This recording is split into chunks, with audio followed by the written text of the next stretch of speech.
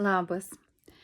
Šiandien noriu pakalbėti tokią temą apie tikslų siekimą, apie tą tokį užsispyrimą, kad trūks plyš, bet padarysiu. Ir įkvėpė mane pakalbėti šią temą šiandieną vienas toks vyriškis. Atėjo į fitnesą 6 valandą ryto, ir man prasidėjo darbas tiesiog, o jis va taip anksti atėjo jau sportuoti. Ir sako, Laima, kaip išmiegojai? Sakau, gerai, o kaip tu? Sako, aš tai, sako, žiauriai. Sako, bet ką, jau tiek anksti atsikėlus, jau ką čia be nuveiksi, reikia eiti sportuoti toliau. Ta prasme, sakau, primesk, sako, mano vaikas, 8 metų žmogus, atsikėlė 5 ryto ir atėjo pas tėtį ir sako, tėti, aš noriu sportuoti, noriu futbolu užsiimti. 4:30 žmogus. Sakau, tai kas tam tavo vaikui? Sako, tu įsivaizduok, sako, jisai nuo kokių 4 metų žaidžia futbolą ir nėra dienos, kad jis neužsiimtų futbolu. Jeigu nėra treniruočių, tai aš su juo turiu, sako, užsiimti. Vau, sakau, tai kas tas tavo žmogus jau čia per sportininkas? Sako, sako, jisai mūsų rajone yra pats geriausias futbolistas, futbolininkas. Ir galvoju, žinai, toks mažas, o jisai jau žino, ko jisai siekia, kas yra jo gyvenimo tikslas. Ir aš net neabejoju, kad iš to vaiko tikrai užaugs rimtas futbolistas. Ir dažnai būna taip, kad mes maži būdami turim ir tas svajonės, turim ir tuos tikslus, bet paskui ten, sakykime, tėvai, draugai, kaimynai, mokytojai, giminaičiai su savo visokiom nuomonėm arba mums sudaužo tuos mūsų tikslus, pasako, kad ką tu čia dabar prisigalvoji, kai iš tos specialybės bagota nebūsi, toli nenueisi ir taip toliau. Bet žmogus žmogui nelygus ir jeigu užsimoji, gali būti tik tai kaip hobį turėti, bet gali iš to labai didelius pinigus imti ir užaugti į pasaulinio lygio žvaigždę. Antras įkvėpėjas mano šio posto buvo irgi žmogus, kuris atvažiavo invalido vežimėlį. Mes nedaug turim ten fitnese žmonių, kurie su negalia sportuoja. Yra 2 tokie. Vienas jaunesnis, o kitas, su kuriuo kalbėjau, tai šiandien kalbėjau su tokiu pagyvenusiu žmogum. Ir aš kaip žiūrėjau, kaip jis užsiima sportu, tai patikėkit, man norėjo apsiverkti. Ir aš su tokia pagarba, su tokiu pasididžiavimu žiūrėjau į tą žmogų ir paskui aš prie jo priėjau, sakau, aš negaliu nepasakyti jums. Tiesiog aš taip didžiuojuos jumis, kad man norisi, nes net prieš jūs taip paimti ir atsiklaupti. Iš kur pas jūsų tiek valios? Iš kur pas jūsų tiek to užsispyrimo? Ir jo akise sužibo ašaros, sako, mane net sugraudinai, sako. Ir aš pati dabar apsiašarojau. Sako, sako, čia yra sportas, tiesiog mane palaiko gyvu ir suteikia man pačio didžiausio džiaugsmo. Ir sako, prieš 30 metų įvyko, aš buvau sveikas žmogus, bet įvyko toks nelaimingas atsitikimas ir aš nebevaldau kojų.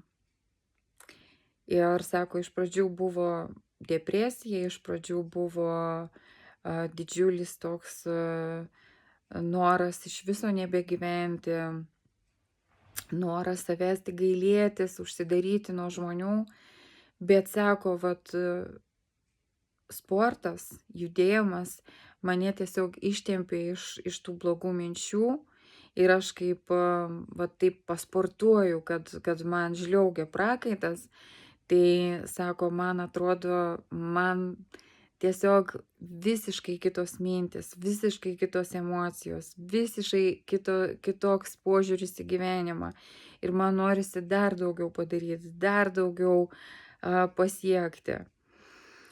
Tai va, kodėl aš jums pasakoju tokias istorijas. Viena apie mažą žmogų, kita apie pagyvenusi žmogų. Ir tai yra tiesiog gyvenimo tikslai. Ir nėra amžiaus, nėra ribos ir nėra tiesiog, vat, kaip papasakojau dabar apie žmogų su negale. Man net gėda pasidarė dejuoti arba pasakyti, kad aš dabar tingiu, aš neturiu laiko, aš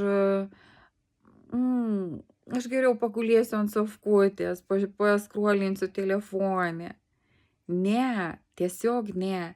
Tiesiog jeigu tu nori, kad tu pasiektum savo tikslų, kad tu pakeistum kažką savo gyvenime, tai nedėjuodamas tu pakeisi, nekaltindamas visus iš eilės, bet tiesiog imdamasis veiksmų ir darydamas.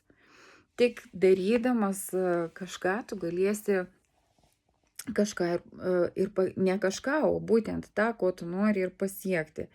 Jeigu tu nori numesti svorį, tu susitvarkysi savo mitybą, susitvarkysi savo judėjimą, susitvarkysi savo miegą ir pradėsi tiesiog sąmoningai save stebėti. Jeigu tu norėsi sukurti verslą, tai tu ieškosi visokiausių būdų, kaip jį greičiau sukurti, kaip jį greičiau pastatyti ant kojų.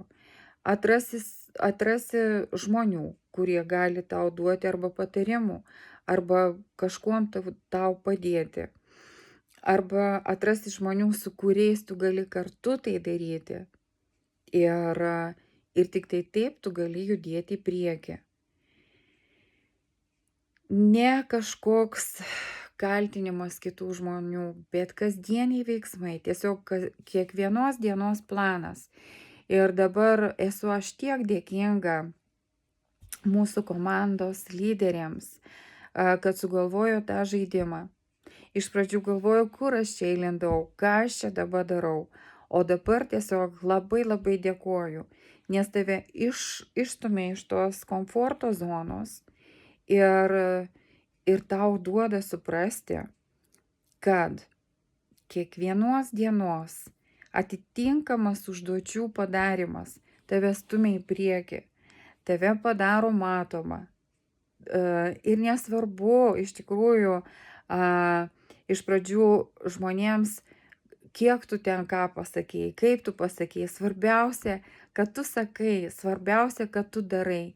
Aišku, aš nesakau, kad ten kaip išprotėjus bele ką turi kalbėti, bet kiekvieną dieną kažką tu mokais, kažkiek tu kažko išmoksti ir tada gali dalintis su žmonėm, lyg tai užtvirtindama savo galvoj, savo kaip pasakydama, kad viskas, jau tas padaryta, tas punktas atliktas, einam tolyn.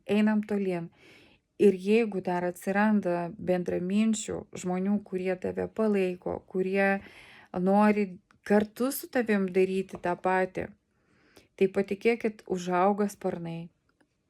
Tiesiog nebeįmanoma sustot, nes tai yra labai fainai, tave iš tikrųjų užkabina tai. Ir jeigu tu pamatai kiekvieną mėnesį savo sąskaitoje dar papildomą sumą pinigų, Tai yra dar didesnis įkvėpimas, dar didesnis stimulas. Ir šiais laikais to nedaryti, tai yra tiesiog, nu nežinau, tiesiog nusikaltimas prieš pačią save. Bele ko. Pažiūrėkit, žmonės daro reelsus, daro visokiais receptais dalinas, mitybos planais dalinas, nu, nežinau, sugalvoja ten nesąmonės visokias šneka, prisirenka didžiausias auditorijas žmonių, bet kažką daro. Vieni iš jų juokiasi, kiti vadina idiotais, kiti vadina ten debilais, kiti jais žavisi. Jiems tiesiog deda begailesčio širdeles ir laukia jų vėl kiekvienos dienos kažkokio tai posto, kažkokio pasidalimo, kažkokio naujo video.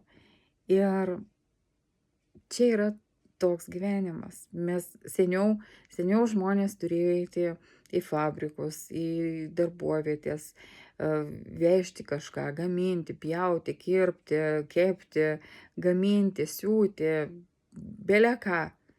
Tik taip galėjo uždirbti pinigus. Dabar mes galime dar ir kitaip uždirbti pinigus. Tai o ko nepasinaudoti tokiom galimybėm ir tokiom progom? Ir tiesiog gyventi lengvai, džiaugsme ir mėgautis savo gyvenimu. Tai dėkui, kad klausėtės ir iki kito karto.